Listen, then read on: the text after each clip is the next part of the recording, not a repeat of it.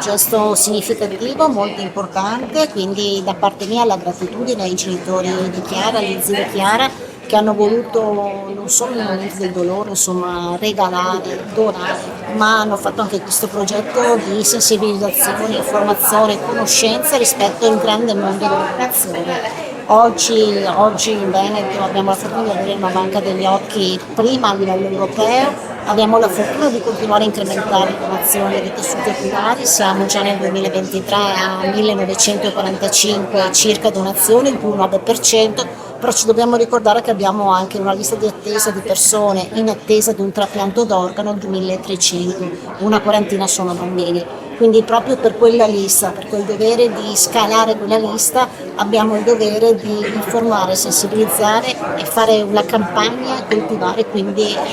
seminare la cultura del dono. E lo facciamo anche grazie ad iniziative come queste.